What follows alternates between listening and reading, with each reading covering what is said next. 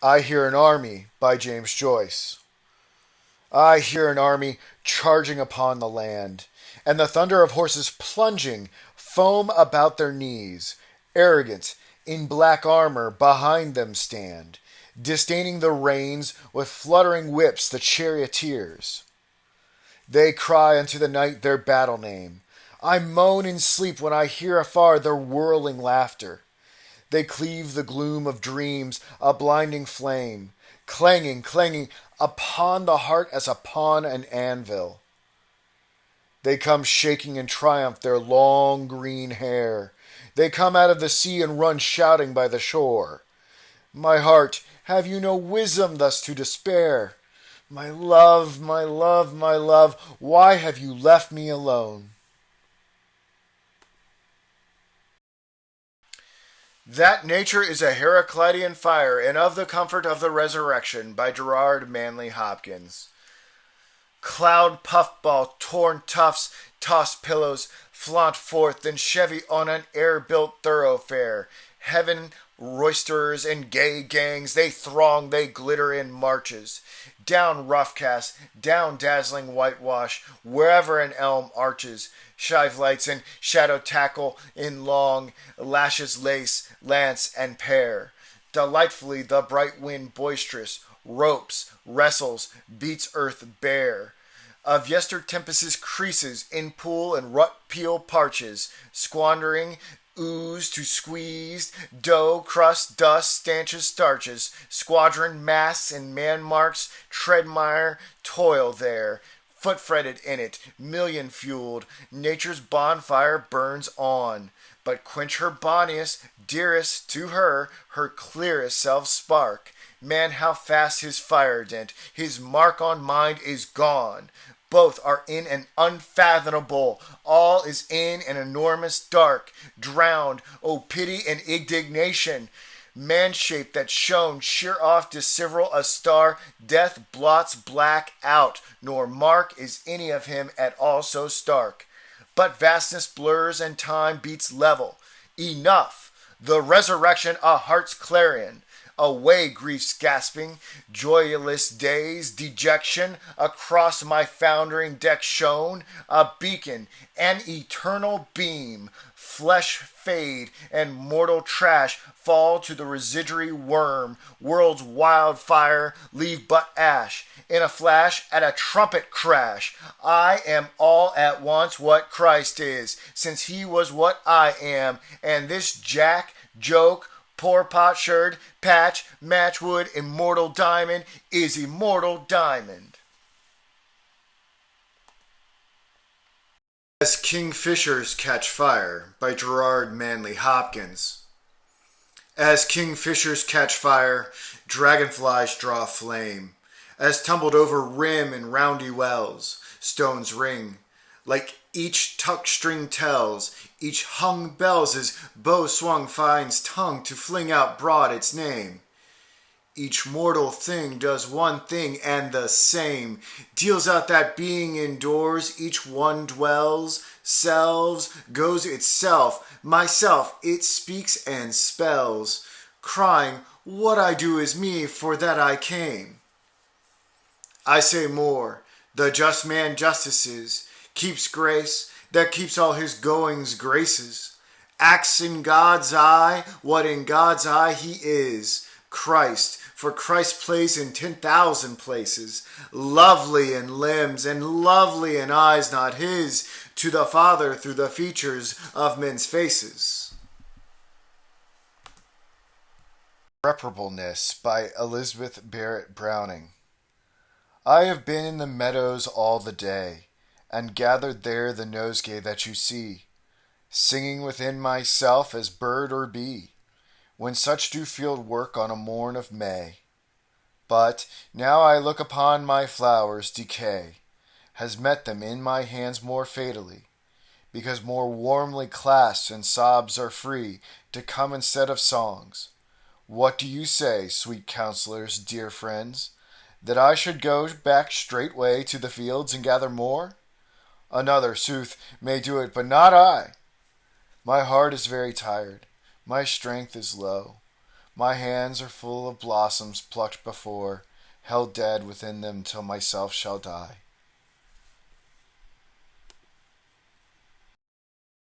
Chorus of Eden Spirits by Elizabeth Barrett Browning. Hearken, oh hearken, let your souls behind you turn, gently moved. Our voices feel along the dread to find you, O lost, beloved. Through the thick shielded and strong marshalled angels, they press and pierce. Our requiems follow fast on our evangels, voice throbs in verse. We are but orphan spirits left in Eden, a time ago. God gave us golden cups, and we were bidden to feed you so. But now our right hand hath no cup remaining, no work to do. The mystic hydromel is spilt and staining the whole earth through. Most ineradicable stains for showing, not interfused, that brighter colors were the world's foregoing than shall be used. Hearken, oh hearken, ye shall hearken surely, for years and years the noise beside you dripping coldly purely of spirits' tears. The yearning to a beautiful denied you shall strain your powers. Ideal sweetness shall overglide you, resumed from ours. In all your music, our pathetic minor your ears shall cross, and all good gifts shall mind you of diviner, with sense of loss. We shall be near you in your poet languors and wild extremes. What time ye vex the desert with vain angers, or mock with dreams, and when upon you, weary after roaming, the seal is put, by the foregone ye shall discern the coming through eyelids shut. Blood and the Moon by William Butler Yeats. Blessed be this place, more blessed still this tower. A bloody arrogant power rose out of the race, uttering, mastering it, rose like these walls from these storm-beaten cottages. In mockery I have set a powerful emblem up, and sing it rhyme upon rhyme, in mockery of a time half dead at the top. Alexandria's was a beacon tower, and Babylon's an image of the moving heavens, a logbook of the sun's journey and the moon's. And Shelley had his towers, thought's crowned powers he called them once. I declare this tower is my symbol. I declare this winding, gyring, spiring treadmill of a stair is my ancestral stair, that Goldsmith and the Dean, Berkeley and Burke have traveled there. Swift beating on his breast in Sibylline frenzy blind, because the heart in his blood-sodden breast had dragged him down into mankind. Goldsmith deliberately sipping at the honeypot of his mind, and haughtier-headed Burke that proved the state a tree, that this unconquerable labyrinth of the birds, century after century, cast but dead leaves to mathematical equality, and God-appointed Berkeley that proved all things a dream, that this pragmatical, preposterous pig of a world, its pharaoh that so solid seem, must vanish on the instant if the mind but change its theme. I Savia, indignatio, and the laborer's hire, the strength that gives our blood and state magnanimity of its own desire, everything that is not God consumed with intellectual fire. The purity of the unclouded moon has flung its atrophic shaft upon the floor. 7 centuries have passed and it is pure. The blood of innocence has left no stain. There, on blood-saturated ground have stood soldier, assassin, executioner. Whether for daily pittance or in blind fear, or out of abstract hatred and shed blood, but could not cast a single jet thereon. Odor of blood on the ancestral stair, and we that have shed none must gather there, and clamor in drunken frenzy for the moon. Upon the dusty, glittering windows cling, and seem to cling upon the moonlit skies. Tortoiseshell butterflies, peacock butterflies, a couple of night moths are on the wing. Is every modern nation like the tower, half dead at the top? No matter what I said, for wisdom is the property of the dead, a something incompatible with life and power, like everything that has the stain of blood, a property of the living, but no stain can come upon the visage of the moon when it has looked in glory from a cloud.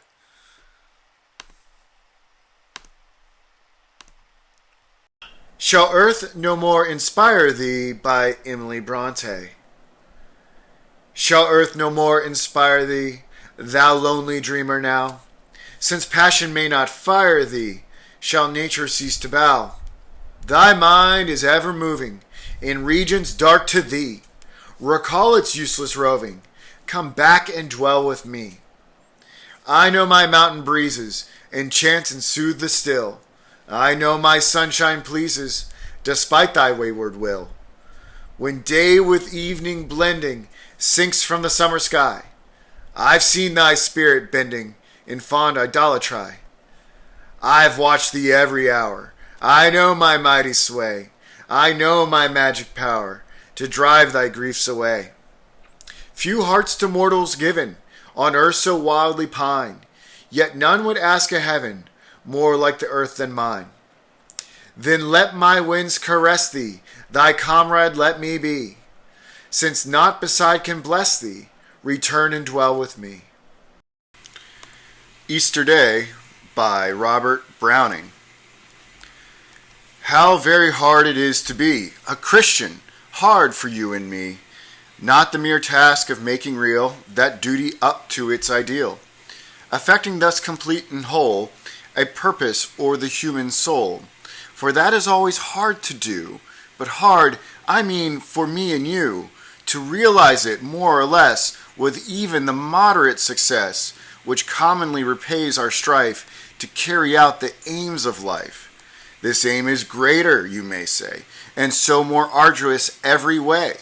But the importance of the fruits still proves to man in all pursuits proportional encouragement. Then what if it be God's intent that labor to this one result shall seem unduly difficult?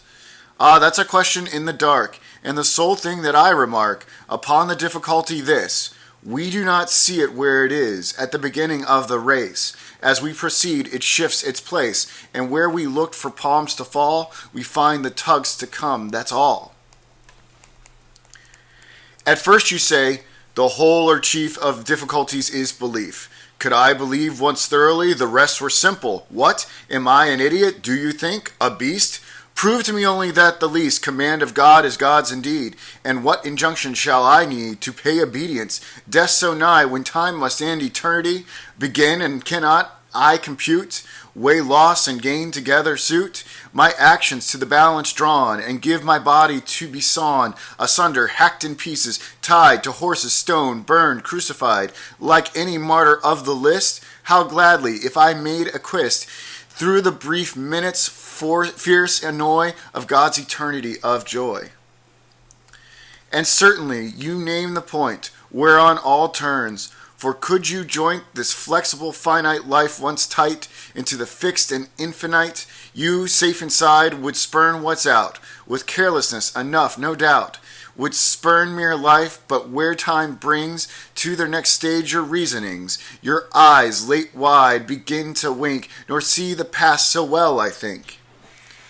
You say, faith may be, one agrees, a touchstone for God's purposes, even as ourselves conceive of them. Could he acquit us or condemn for holding what no hand can loose, rejecting when we can't but choose? As well award the victor's wreath to whosoever should take breath.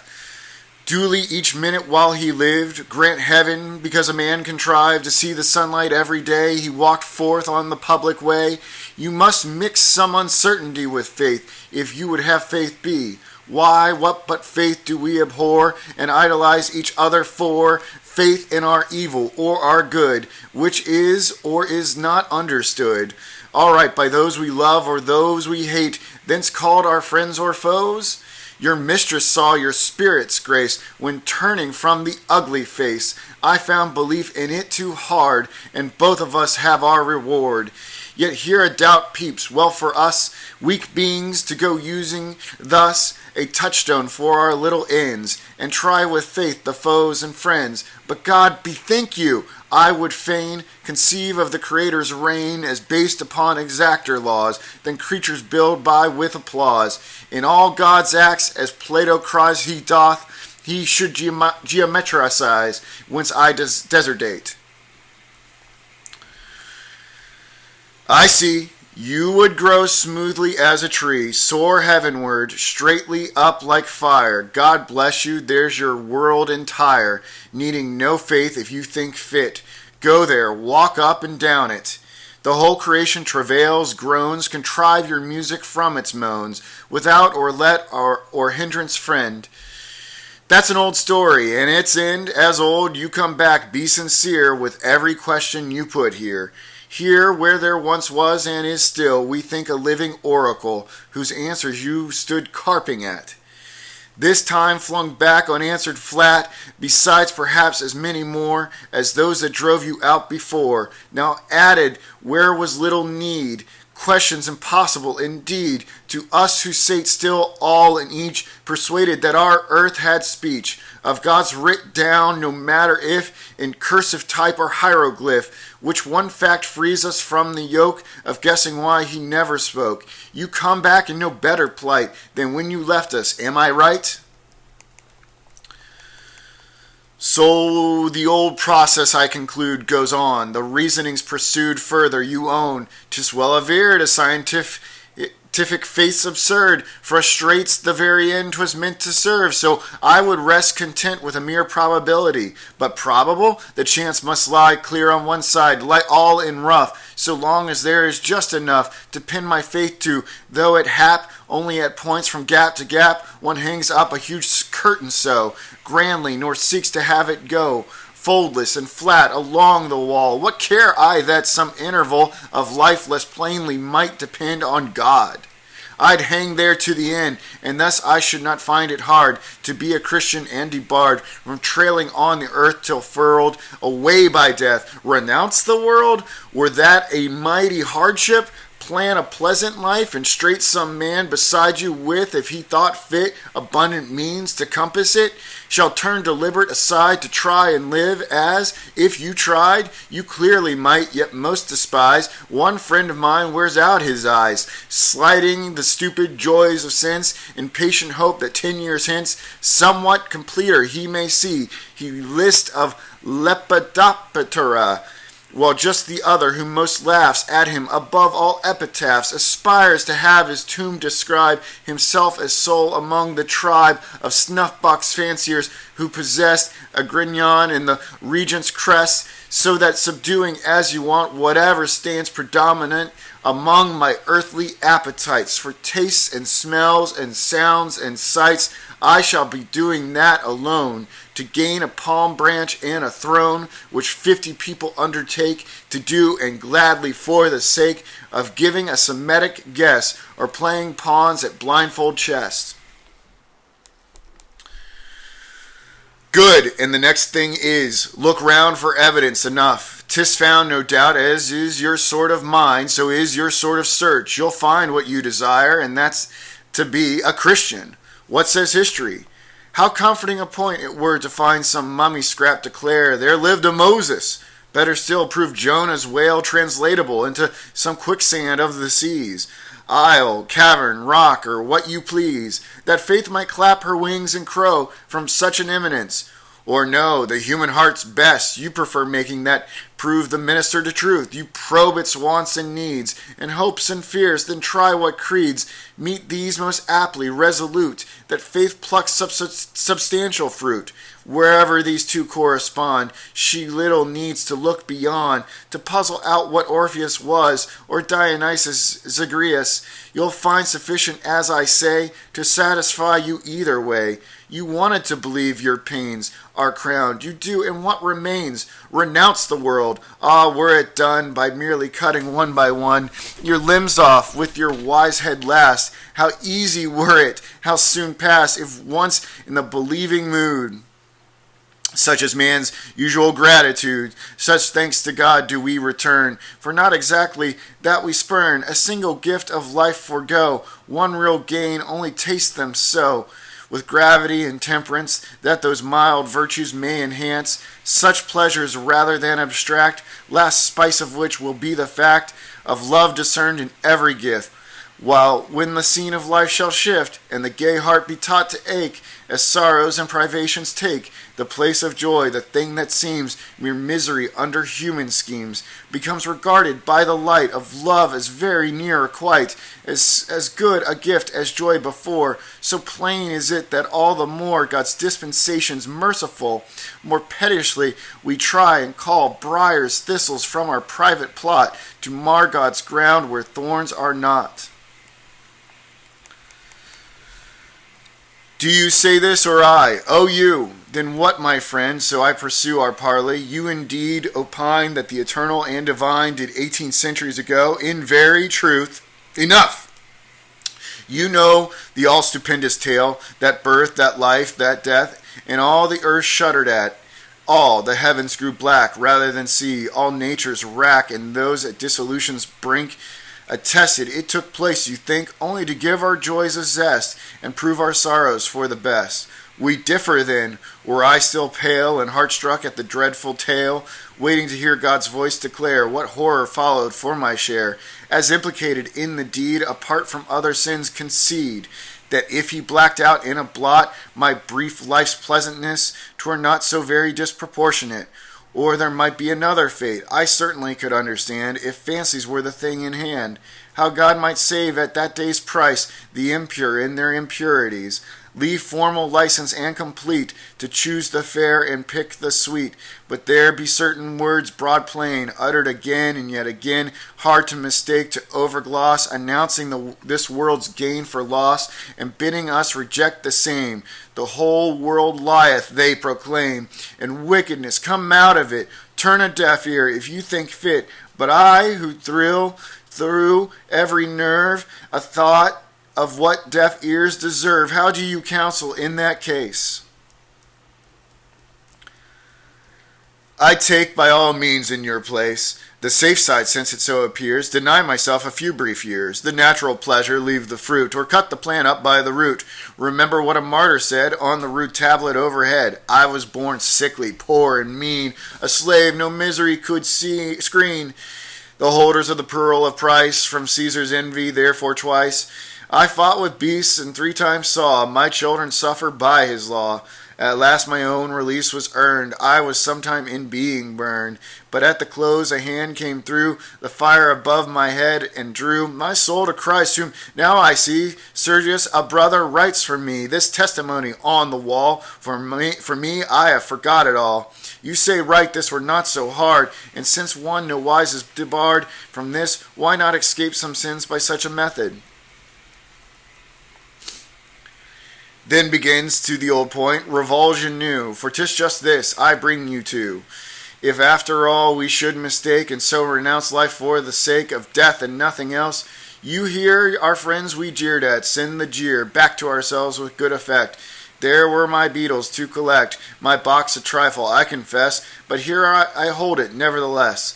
Poor idiots, let us pluck up heart, and answer, we the better part have chosen, though 'twere only hope, nor envy moles like you that grope amid your veritable muck, more than the grasshoppers would truck, for yours their passionate life away, that spins itself and leaps all day. To reach the sun you want the eyes, to see as they the wings to rise, and match the noble hearts of them. So the contemner we contemn, and when doubt strikes us, so we ward. Its stroke off caught upon our guard, not struck enough to overturn our faith, but shake it, make us learn what I began with, and I was in having proved how hard it is to be a Christian. Proved or not, however you wish, small thanks I wot you get of mine for taking pains to make it hard to me, who gains by that I wonder. Here I live in trusting ease, and do you drive at causing me to lose what most yourself would mourn for when 'twas lost.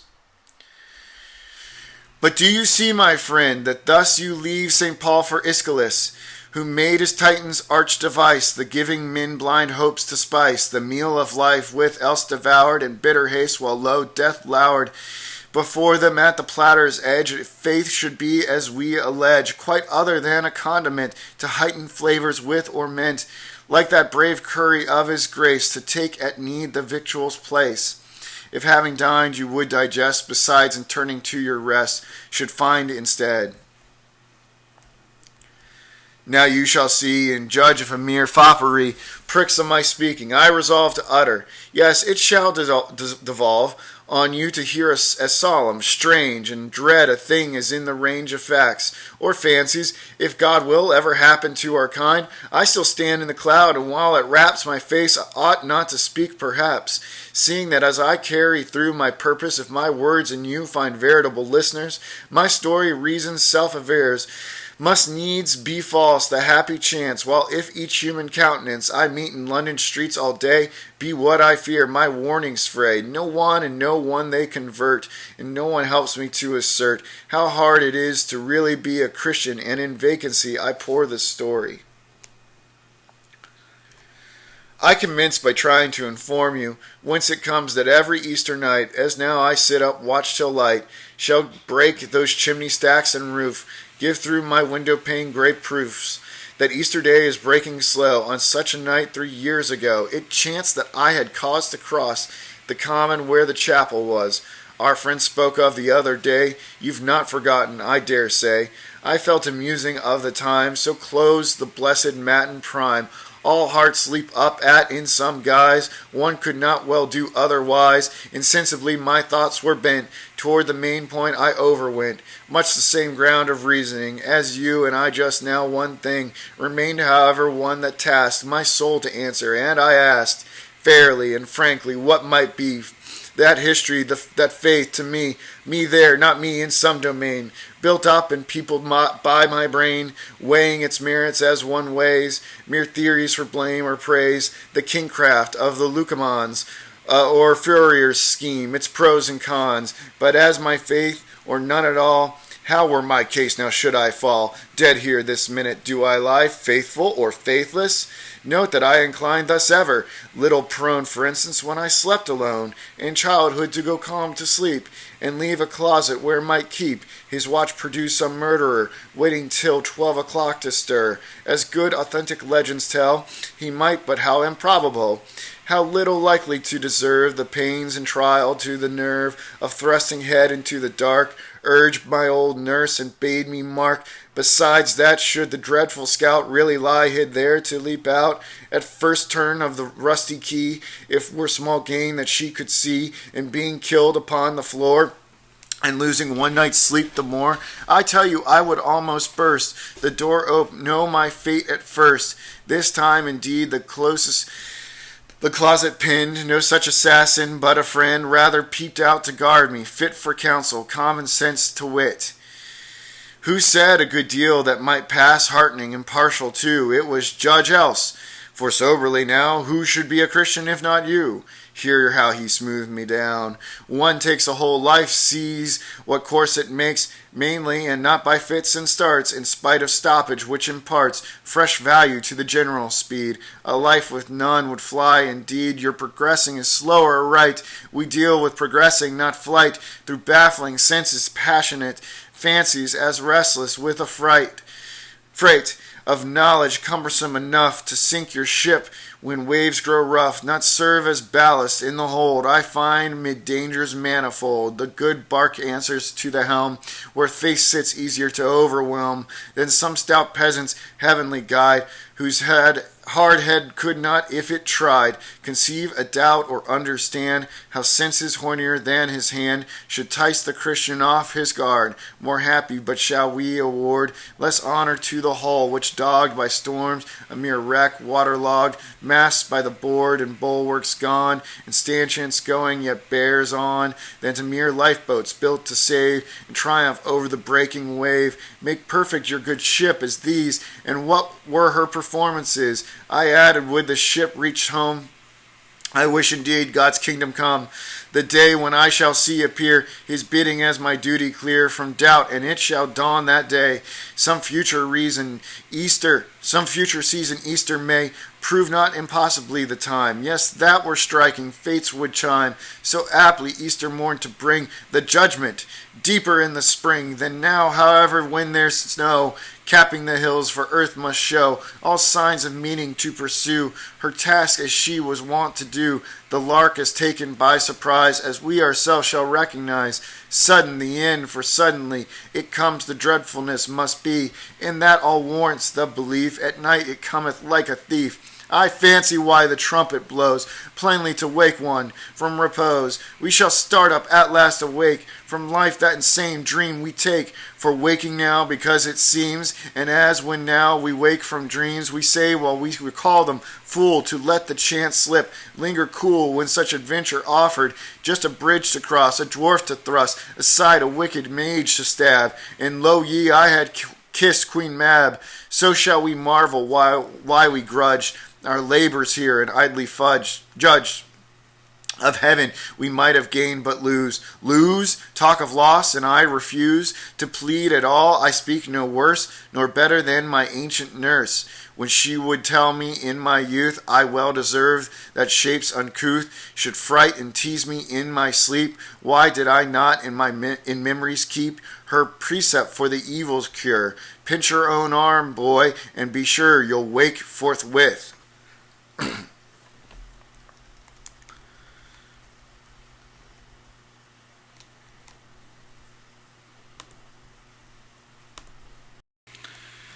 And as I said, this nonsense throwing back my head, with light complacent laugh I found, suddenly all the midnight round, one fire, the dome of heaven had stood, as made up of a multitude of handbreadth cloudlets, one vast rack of ripples infinite and black.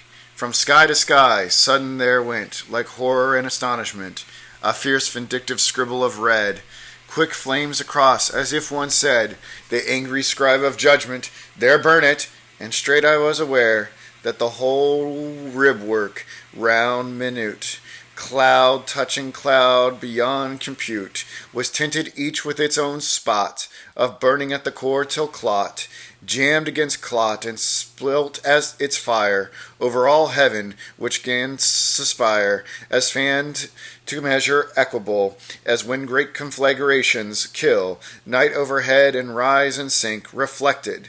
Now the fire would shrink, and wither off the blasted face of heaven, and I distinct could trace the sharp black ridgy outlines left, unburned like network, then each cleft the fire had been sucked back into, regorged, and out it surging flew, furiously, and night writhed in flame, till tolerating to be tamed, no longer certain rays worldwide, shot downwardly on every side, caught past escape, the earth was lit, as if a dragon's nostril split, and all his famished ire overflowed. Then as he winced at his lord's goad, back he inhaled, whereat I found the clouds into vast pillars bound, based on the corners of the earth, propping the skies at top a dearth of fire, aye, the violet intervals, leaving exposed the utmost walls of time about to tumble in and in the world.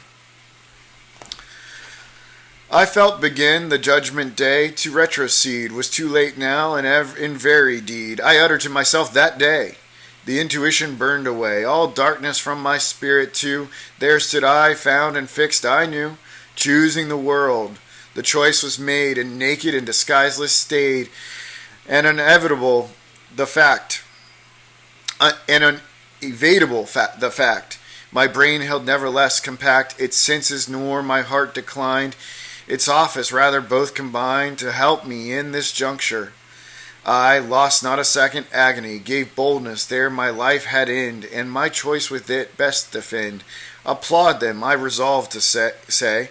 So was I framed by thee this way. I put to use thy senses here. It was so beautiful, so near. Thy world, what could I do but choose my part there, nor did I refuse to look above the transient boon in time, but it was hard so soon as in a short life to give up such beauty. I had put the cup, undrained of half its fullness by, but to renounce it utterly, that was too hard, nor did the cry, which bade renounce it, touch my brain authentically deep and plain, enough to make my lips let go. But thou who knowest all dost know, whether I was not, life's brief while, endeavoring to reconcile those lips too heartily, alas, to letting the dear remnant pass, one day some drops of earthly good, untasted, is it for this mood, that thou whose earth delights so well, hast made it compliment a hell. A final belch of fire like blood overbroke all, next in one flood of doom. Then fire was sky, and sky was fire, and both one ecstasy, then ashes. But I heard no noise, whatever was, because a voice besides me spoke thus, all is done. Time ends, eternity's begun, and thou art judged forevermore. I looked up, all was as before. Of that cloud tofted overhead, no trace was left. I saw instead the common round me and the sky.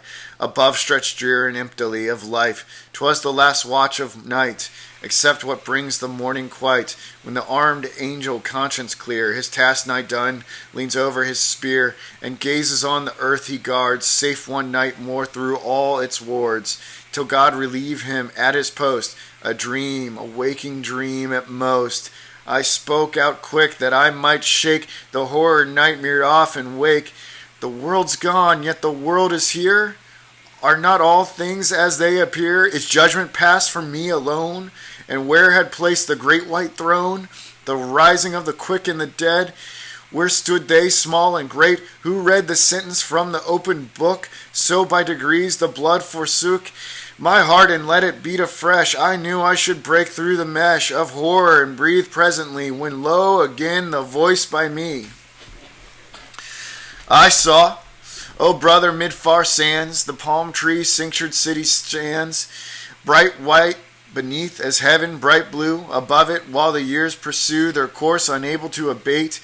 Its paradisal laugh at faith. One morn the Arab staggers blind over a new tract of death, calcined to ashes, silence, nothingness, striving with dizzy wits to guess whence fell the blow. What if twixt skies and prostrate earth he should surprise the imaged vapor head to foot, surveying motionless and mute its work, ere in a whirlwind wrapped it vanish up again, so hap my chance, he stood there like the smoke, pillared over Sodom when day broke. I saw him, one magnific pall, mantled in massive fold and fall, his dread encoiled in snaky swathes about his feet, night's black that bathes, all else broke, grizzled with despair, against the soul of blackness there.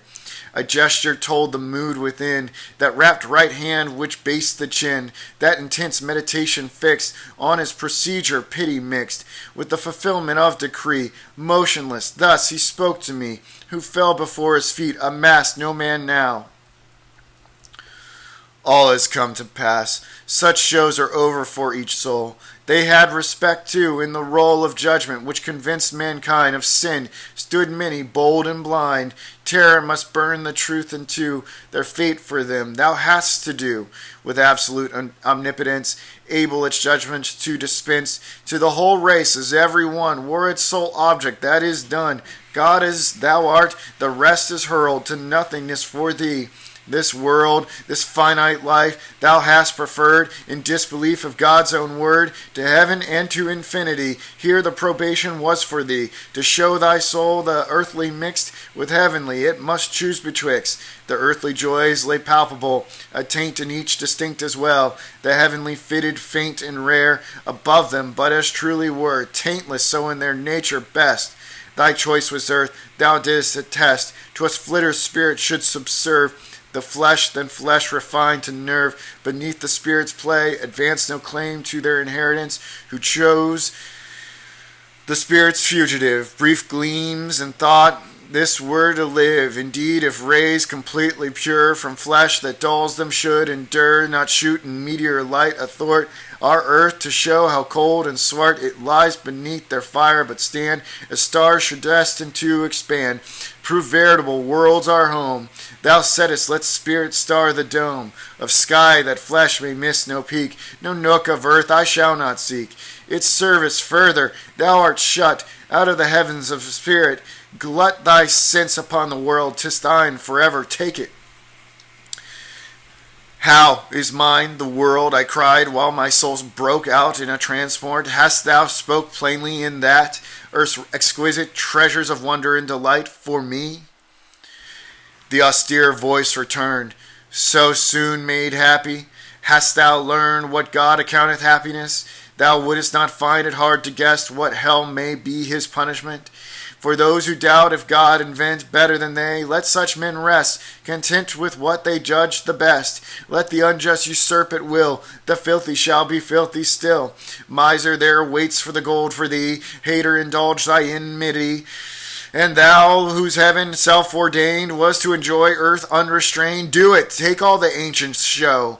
The woods shall wave, the rivers flow, and men apparently pursue their works as they want to do, while living in probation. Yet I promise not thou shalt forget the past, now gone to its account, but leave thee with the old amount of faculties, nor less nor more, unvisited as that heretofore, by God's free spirit that makes an end. So once more take thy world, expend eternity upon its shows, flung thee as freely as one rose out of a summer's opulence over the Eden barrier, whence thou art excluded, knock in vain. I sate up. All was still again. I breathed free, to my heart back fled the warmth, but all the world, I said. I stooped and picked a leaf of fern, and recollected I might learn from books how many myriad sorts exist, if one may trust reports, each as distinct and beautiful as this, the very first I call. Think from the first leaf to the last. Conceive then earth's resources, vast, exhaustless beauty, endless change of wonder, and this foot shall range, Alps, Andes, and this eye devour, the bee-bird and the aloe flower. And the voice, welcome so to rate the air's folds that variegate the earth gold's antechamber well. The wise who waited there could tell by these what royalties in store lay one step past the entrance door, for whom was reckoned not too much that this life's magnificence, for such as thou, a race whereof not one was able in a million to feel that any marvel lay in objects round his feet all day, nor one in many millions more willing, if able, to explore the secret miniature charm. Brave souls a fern leaf could disarm, of power to cope with God's intent, of scarred if the south firmament with north fire did its wings refledge. All partial beauty was a pledge of beauty in its plenitude, but since the pledge sufficed thy mood, retain it, plenitude be theirs. Who looked above? Thou sharp despair shot through me, I held up, bore on. What is it through my trust is gone from natural things, henceforth my part be less with nature than with art. For art supplants, give mainly worth to nature, 'tis man stamps the earth, and I will seek his impress, seek the statuary of the Greek, Italy's painting, there my choice shall fix. Obtain it, said the voice, the one form with its single act, which sculptors labored to abstract, the one face painters tried to draw, with its one look from throngs they saw, and that perfection in their soul, these only hinted at, the whole they were but parts of, what each laid his claim to glory on, afraid his fellow men should give him rank, by the poor tentatives he shrank, smitten at heart from all the more that gazers pressed into a door. Shall I be judged by only these, if such his soul's capacities, even while he trod the earth? Think now, what pomp in Buonarroti's brow, with its new palace brain where dwells, superb the soul unvexed by cells that crumbled with the transient clay. What visions will his right hand sway, still turn to form as still they burst upon him? How will he quench thirst, the titanically infantine, laid at the breast of the divine? Does it confound thee, this first page emblazoning man's heritage? Can this alone absorb thy sight, as if thy were not infinite, like the omnipotence which tasks itself to furnish all that asks the soul it means to satiate? What was the world, the starry state of the broad skies? What all displays of power and beauty intermixed, which now thy soul is changed betwixt? What else than needful furniture for life's first stage? God's work, be sure, no more spreads wasted than falls scant. He filled, did not exceed man's want of beauty in this life and past life's line. And what has earth to do? Its utmost beauty's appanage with the requirements of next stage. Did God pronounce earth very good? Needs must it be well understood. For man's preparatory state, nothing to heighten nor abate, but transfer the completeness here, to serve a new state's use and drear.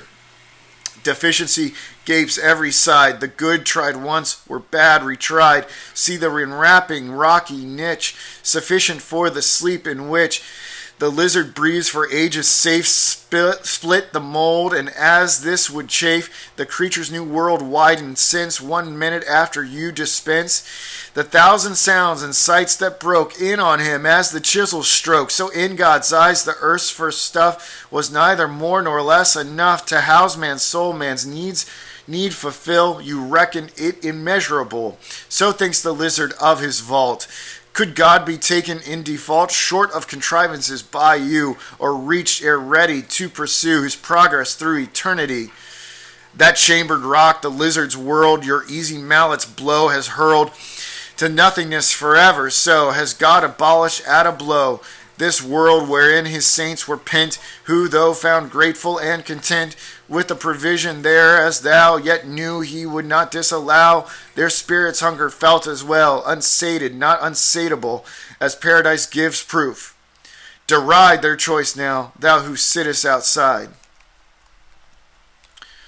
I cried in anguish, mind the man, so miserably cast behind to gain what had been wisely lost. Oh, let me strive to make the most of the poor stinted soul I nipped of budding wings, else well equipped for voyage from summer isle to isle. And though she needs must reconcile ambition to the life on ground, still I can profit by late found, but precious knowledge mind is best. I will seize mine, forego the rest, and try how far my tethered strength may crawl in this poor breadth and length. Let me, since I can fly no more, at least spin dervish like about, till giddy rapture almost doubt I fly through circling sciences, philosophies, and histories. Should the world slacken there, then verse, finding to music, shall asperse fresh and fresh fire dew, till I strain, intoxicate, half break my chain, not joyless through. Though more favored feet stand calm where I want wings to beat the floor, at least earth's bond is broke. Then, sickening even while I spoke, let me alone, no answer pray. To this I know that thou wilt say, all still is earth's, to know as much as feel its truths, which if we touch with sense or apprehend in soul, what matter? I have reached the goal. Whereto does knowledge serve? Will burn my eyes to sure at every turn. I cannot look back now, nor stake bliss on the race for running's sake. The goal's a ruin like the rest, and so much worse the latter quest. Added the voice, that even on earth, whenever in man's soul had birth, those intuitions grasp of guess that pull the more into the less, making the finite comprehend infinity, the bard would spend such praise alone upon his craft, as when wind lyres obey the waft, goes to the craftsman who arranged the 7 strings, changed them and rechanged, knowing it was the south that harped. He felt his song and singing warped, distinguishes in God's part, whence a world of spirit as of sense was plain to him, yet not too plain, which he could traverse, not remain a guest in, else were permanent. Heaven upon earth, it gleams were meant to sting with hunger for the light, made visible in verse despite the veiling weakness, truth by means of fable showing while it screens, since highest truth man ever supplied was ever fabled on outside. Such gleams made bright the earth and age, now the whole sums his heritage. Take up thy world, it is allowed, thou who hast entered in the cloud. Then I behold, my spirit bleeds, catches no more at broken reeds, but lilies flower those reeds above. I let the world go and take love. Love survives in me, albeit those I loved are henceforth masks and shows. Not loving men and women still, I mind how long repaired all ill. Cured wrong, soothed grief, made earth amends with parents, brothers, children's friends. Some semblance of a woman yet, with eyes to help me to forget, shall live with me, and I will match departed love with love, attach its fragments to my whole, nor scorn the poorest of the grains of corn I save from shipwreck on this isle, trusting its barrenness may smile with happy foodful green one day, more precious for the pains I pray, for love then only.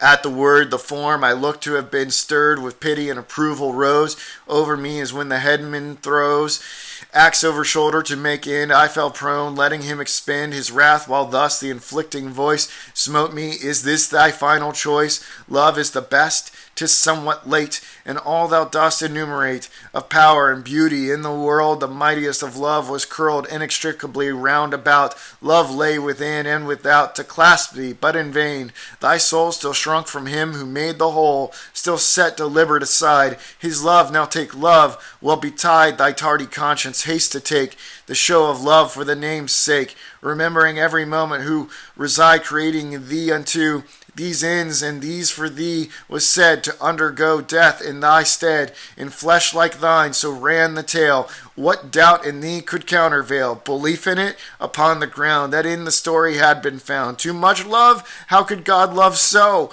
He who in all his works below, adapted to the needs of man, made love the basis of the plan, did love as was demonstrated, while man who was so fit instead to hate, as every day gave proof. You thought man for his kind behoof both could and would invent that scheme of perfect love. 'Twould well beseem Cain's nature thou wast wont to praise, not tally with God's usual ways. And I cowered deprecatingly. Thou love of God, or let me die, or grant what shall seem heaven almost. Let me not know that all is lost. Thou lost it be, leave me not tied to this despair, this corpse-like bride. Let that old life seem mine no more, with limitations so as before. With darkness, hunger, toil, distress, be all the earth a wilderness. Only let me go on, still hoping ever and anon to reach one eve the better land. Then did the form expand. I knew him through the dread disguise, as the whole God within his eyes embraced me. When I lived again, the day was breaking. The gray plain I rose from, silver thickened with dew. Was this a vision, false or true? Since then 3 varied years are spent, and commonly my dream is bent. To think it was a dream, be sure, a mere dream in distemperature.